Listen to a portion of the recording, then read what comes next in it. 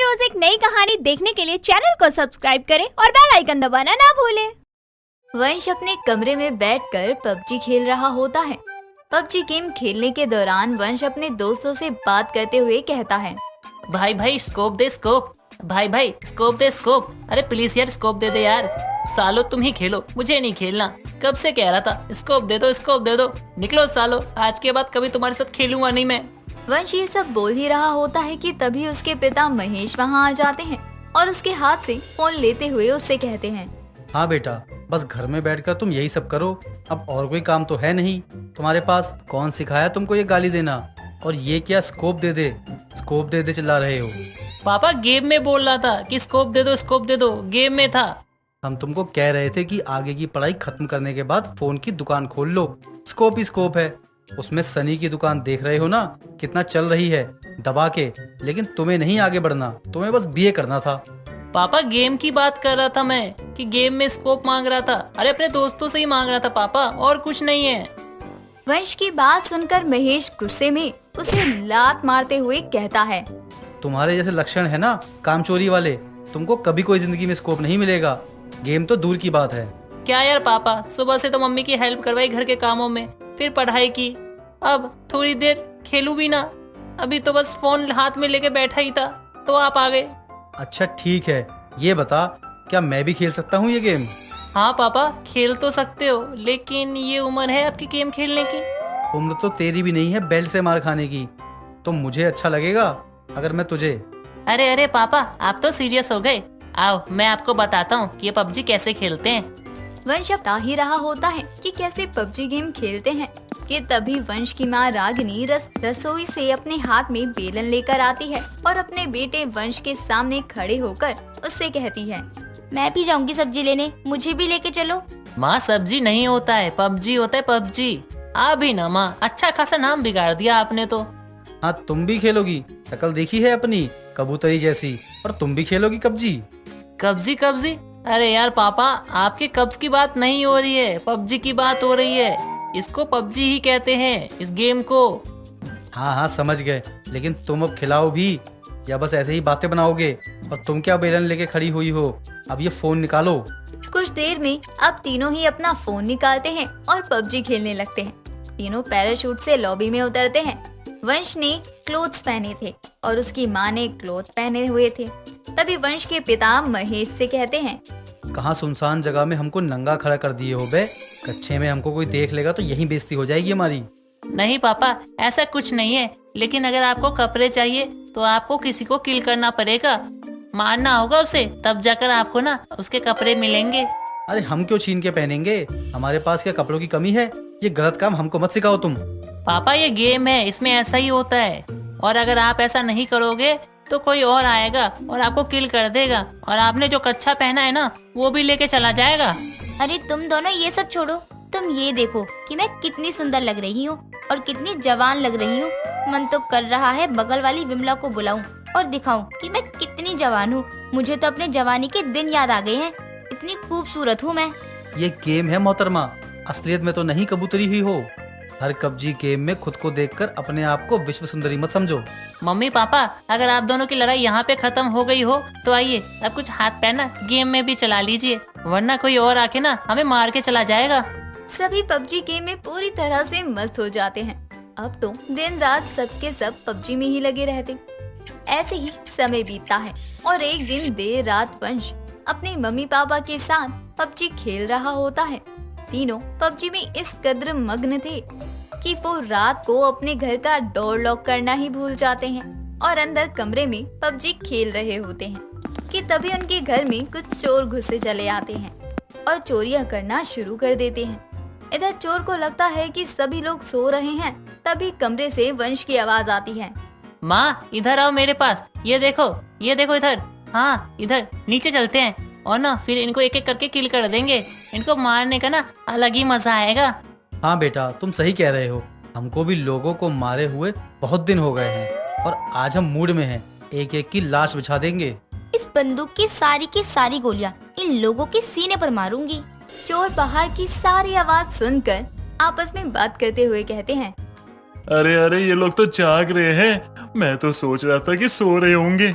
और मुझे तो लग रहा है थोड़ी देर में ये लोग आएंगे और हमें बेरहमी से मार देंगे। ए भगवान, मेरी मत मारी गई थी जो मैं इन खूनियों के घर में चोरी करने के लिए आ गया। हे भगवान, सही सलामत इस घर से बाहर निकाल दे। कसम खाता हूँ मैं इसके बाद कभी चोरी नहीं करूंगा। मेरे छोटे छोटी बीवी, बड़े बड़े बच्चे, सॉरी भगवान, मेरी बड़ी बड़ी बच्ची। क्या बोल रहा हूँ मैं भगवान, सिचुएशन ही ऐसी है, क्या क्या बोलूं कुछ समझ ही नहीं आ रहा भगवान। अरे मेरी बीवी है, छोटे छोटे बच्चे हैं, भगवान बचा ले। इतना कहने के बाद चोर दबे पांव वहाँ से भाग ही रहा होता है कि तभी घर से निकलते हुए उन्हें पड़ोस की विमला देख लेती है और वो समझ जाती है कि ये चोर रागिनी के ही घर से निकले हैं। वो फौरन चिल्लाती है और चोर चोर करके लोगों को इकट्ठा करती है। सभी लोग उस चोर को पकड़ लेते हैं। सच सच बता, तूने क्या चुराया है अभी तक, और किस किस के घर में से जाकर चोरियां की है, और अब किसके घर में तू जाने वाला था?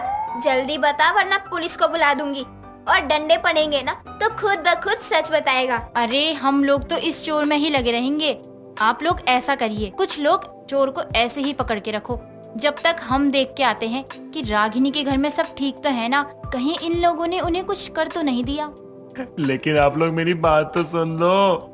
शांति से यहीं खड़ा रहे, तेरी अकल तो मैं अभी आकर ठीक करती हूँ। इतना कहने के बाद विमला रागिनी के घर जाती है। घर में घुसने के बाद विमला देखती है कि सभी सामान जहाँ का वहाँ ही पड़ा हुआ है, मानो जैसे घर में कोई आया ही ना हो। विमला घर के सभी कमरों में जा जाकर देखने लगती है कि तभी विमला एक ऐसे कमरे में घुसती है जहाँ वो देखती है कि रागिनी, महेश और उसका बेटा वंश फोन को घूरे जा रहे थे और आपस में बात करते हुए कह रहे थे, किल कर दो, अब फंसाइए, मारो। 45 किल कर दिया अब तक मैंने। तुम काहे ही अपना कबूतरी ऐसा मुंह खोलती हो, थोड़ी देर चुप रहो ना। ये सब देखकर विमला को कुछ समझ नहीं आता, लेकिन विमला रागिनी के बगल में जाकर उसे तेजी से हिलाते हुए उससे कहती है, ये सब क्या है, जरा भी होश है तुम लोगों को? विमला को देखकर सब अपना फोन छोड़ते हैं और उसकी तरफ देखने लगते हैं।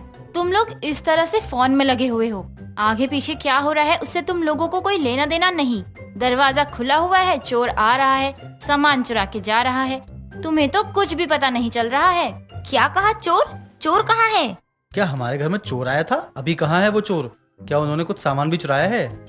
हाँ, तुम्हारे घर में ही चोर आया था, लेकिन तुम्हें क्या, तुम्हें तो फोन में गेम खेलना है वो। और शुक्र है सही वक्त पर मैंने उसे तुम्हारे घर से निकलते देख लिया और सबको इकट्ठा करके उस चोर को पकड़ा। मुझे लगा तुम लोग परेशानी में होगे, लेकिन नहीं, मैं गलत थी। तुम लोग तो मस्त फोन में गेम खेल रहे थे। इस तरह से लापरवाह भी होना ठीक नहीं है। रागिनी? हाँ विमला, तुम ठीक कह रही हो, और भगवान का शुक्र है कि मेरे घर से कुछ भी सामान चोरी नहीं हुआ। अगर तुम समय पर नहीं देखती तो ना जाने क्या हो जाता। इन चीजों का होश तो तुम्हें तब होना चाहिए था जब वो चोर तुम्हारे घर आए। शुक्र मनाओ कि मैंने उस चोर को तुम्हारे घर से निकलते हुए देख लिया। बाहर है, लोगों ने उसे पकड़ रखा है। आस्था अपनी 5 बहू स्वाति, टीना, निम्रत, ऋचा और नैना के साथ रहा करती थी। आस्था के बेटे अक्सर बाहर रहा करते थे। आस्था जहाँ एक तरफ अपनी 2 बहुओं से बेहद प्यार करती थी, तो वहीं वो अपनी 3 भारी भरकम बहुओं से काफी नफरत करती थी। उसकी नफरत की वजह आस्था की तीनों बहुओं का मोटापा था। उसकी 3 बहू स्वाति, टीना और निम्रत काफी भारी भरकम जैसी दिखाई देती थी, और अगर वो कुछ भी ज्यादा या दूसरी बार खाती तो आस्था को ये बिल्कुल भी पसंद नहीं था। और ऐसे ही एक दिन स्वाति सोफे पर बैठकर खाना खाते हुए टीवी देख रही होती है। तभी वहाँ आस्था आती है और उसको ऐसे देख उस पर चिल्लाते हुए बोलती है, आहा, बड़े ही मजे के साथ बैठकर खाना खाया जा रहा है। बहू, थोड़ा कम खाएगी तो मोटापा कम होगा तेरा। इतना खाएगी तो किसी दिन फट ही जाएगी। मम्मी जी, आप हमेशा मेरे खाने पर नजर क्यों लगाती रहती हैं?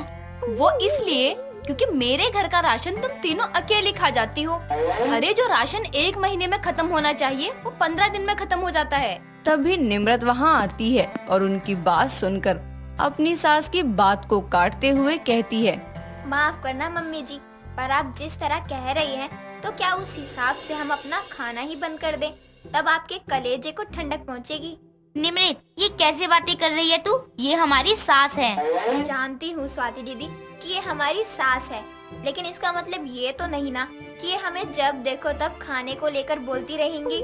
आए हाय, देखो तो कैसे मुंह चला रही है। अरे तेरी माँ ने यही सिखाया है कि अपनी सास से कैसे बात करनी चाहिए। सासू माँ, मेरी माँ ने तो सिखाया बहुत कुछ है, पर शायद आपकी मम्मी ने आपको कुछ नहीं सिखाया कि अपनी बहू से कैसे बिहेव करना चाहिए। निम्रत की बातें आस्था को तीर के जैसे चुभ जाती हैं और अब आस्था अपने पूरे घर में कलेश करना चालू कर देती है। आस्था की आवाजें सुनकर अब ऋचा, नैना और टीना भी आ जाती हैं, जहां वो निम्रत और आस्था को झगड़ता हुआ देख चिंता में आ जाती हैं। और अब जैसे तैसे ऋचा अपनी सास को उसके कमरे में ले जाती है, तो वहीं टीना और नैना निम्रत को चुप करवाती हैं। निम्रत दीदी, क्या जरूरत है मम्मी जी को ऐसे बोलने की? अरे नैना, वो स्वाति दीदी को कह रही थी कि खा खा कर मोटी हो गई है। अरे यार, जरूरी है? जो इंसान मोटा है वो खाकर ही मोटा हुआ है। बस कर निम्रत, ठीक है, शांत हो जा। अब तू तो जानती है ना कि मम्मी जी सबको ही बोलती रहती है। तुझे भी बोलती है, मुझे भी और स्वाति दीदी को भी। दीदी, मम्मी जी हम तीनों को ही क्यों बोलती हैं? पार्शलिटी तो मम्मी जी ही करती है ना। क्या जरूरत है 2 बहुओं को सर पर चढ़ाने की और 3 के साथ इस तरह बर्ताव करने की? एक तरफ तो स्वाति, नैना और टीना तीनों निम्रत को समझा रही थीं, तो वहीं दूसरी तरफ ऋचा अपनी सास को बोलती है। मम्मी जी, वैसे आपने भी स्वाति दीदी को सही नहीं बोला था। आपको भी समझना चाहिए कि दीदी ने सुबह से कुछ भी नहीं खाया था। कम से कम आप उन्हें खाना खाने दीजिए। हाँ, अब सबको तो मैं ही बुरी दिखूंगी ना। उसको इसलिए बोलती हूँ क्योंकि मोहल्ले वाले मुझे बोलते हैं मेरी बहू के बारे में। अब तू ही बता, मैं उसको कम खाने को बोलती हूँ तो गलत बोलती हूँ? अच्छा मम्मी जी, बस भी करो, शांत हो जाओ। जैसे तैसे अब ऋचा भी अपनी सास को शांत करवा देती है। ऐसे ही अब समय गुजरता है और एक दिन आस्था की एक पड़ोसन आस्था के घर आती है और उससे बोलती है। अरे आस्था बहन, कैसी हो तुम? मैं तो बिल्कुल ठीक हूँ बहन, तू बता, तू कैसी है? अरे बस बहन, भगवान की कृपा से बहुत बढ़िया हूँ। अच्छा तो एक बात तो बता, जब मैं गांव से आई थी तब मैंने सुना था कि तूने अपने 5 बेटों की शादी कर ली है। और शादी तो शादी, मैंने तो सुना है कि तूने अपने बेटों के लिए 3 भारी भरकम बहू और 2 हल्की बहू तलाशी है। अरे अगर तुझे अपने बेटों की शादी ही करवानी थी तो मुझे बताती, मैं ढूंढ देती जो कि उनके बराबर की होती। दोनों आपस में बात ही कर रही थी, तभी वहाँ पर ऋचा आ जाती है और ऋचा को देख पड़ोसन बोलती है। अरे बहन, तेरी ये बहू कितनी सुंदर है। खैर, अब तू जैसी भी बहू लेकर आई है, कम से कम मुझे अपनी बहुएं तो दिखा दे। एक बहू तो मैंने देख ली है, बाकी 4 बहुएं भी तो दिखा दे। हाँ, क्यों नहीं। ऋचा बहू, जाओ जरा बाकी बहुओं को भी बुला ले आओ। अपनी सास की बात सुनकर अब ऋचा अपनी देवरानी और जेठानी को बुला कर लाती है और उन सभी को देख पड़ोसन हंसते हुए बोलती है। अरे आस्था, ये क्या? तेरी बहू को देखकर तो ऐसा लग रहा है जैसे कि तू बाजार से अलग अलग तरह की भारी सब्जियां लेकर आ गई है। निम्रत थोड़ी मुंहफट थी और इसीलिए उसको ये बात बिल्कुल अभी अच्छी नहीं लगती है कि उसके घर में कोई बाहर वाला कुछ बोले, और इसीलिए अब उसकी पड़ोसन का जवाब देते हुए निम्रत बोलती है। आंटी जी, चाहे मेरी सास बाजार से अलग अलग तरह की भारी सब्जियां लाए या ना लाए, आप होती कौन है मेरी सास को गाइड करने वाली? मेरी सास बच्ची थोड़ी ना है जो आप इन्हें बता या समझा रही है। और हाँ, अगर आप दूसरों के घर से ज्यादा अपने घर में अपनी नजर रखें तो ज्यादा बेटर होगा।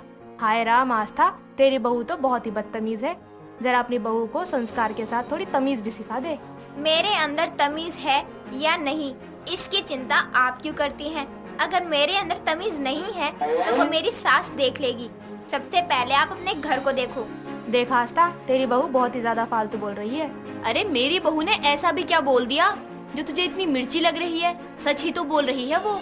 उसकी बात सुनकर अब आस्था की पड़ोसन अपने पैरों को धमकाते हुए उसके घर से बाहर निकल जाती है, तो वहीं अब दूसरी तरफ निम्रत भी अपने कमरे में चली जाती है और आस्था की 4 बहुएं भी अपने काम पर लग जाती हैं।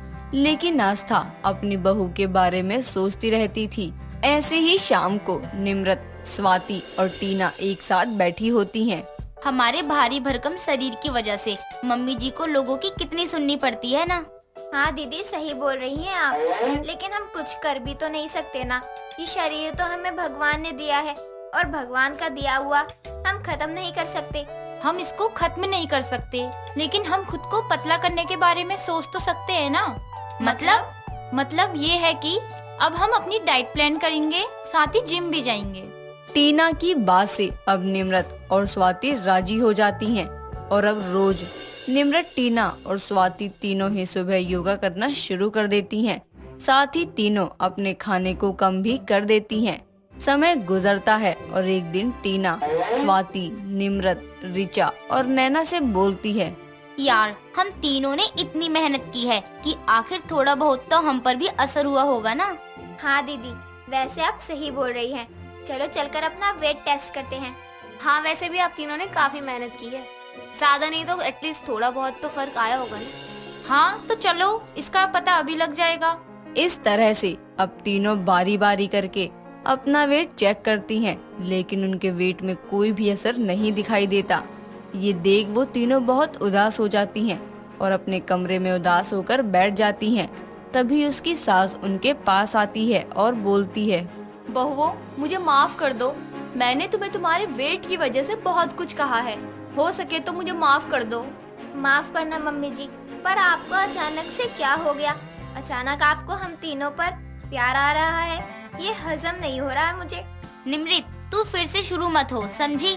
बहू बोलने दे, इसका सवाल सही है। बहू, मुझे तो उस दिन से पछतावा हो रहा है अपने लफ्जों पर, जब से तूने अपने पड़ोसन को जवाब दिया था। मैं हमेशा उसकी और मोहल्ले वालों की सुनती रही, लेकिन मैंने तेरी तरह आज तक किसी को जवाब नहीं दिया। काश दे पाती तो शायद मुझे तुम सभी को अपनी बहू बताने में शर्म महसूस नहीं होती। मम्मी जी, सच में आपको अपने किए पर पछतावा हो रहा है या बस कुछ दिनों का ही है ये? बहू, अब मेरे लिए कोई भी ज्यादा अच्छा या खराब नहीं है, क्योंकि मैंने सभी बहुओं को बराबर दर्जा दिया है। और हाँ, अब तुम लोगों को अपना खाना पीना छोड़ने की जरूरत नहीं है। इस तरह अब आस्था को अपनी बहुओं की कीमत पता चलती है और वो उनको अपने गले लगा लेती है। दोस्तों, अगर आपको ये कहानी पसंद आई तो इसे लाइक करें, शेयर करें और कमेंट करके बताएं कि कहानी में आपको सबसे अच्छा क्या लगा।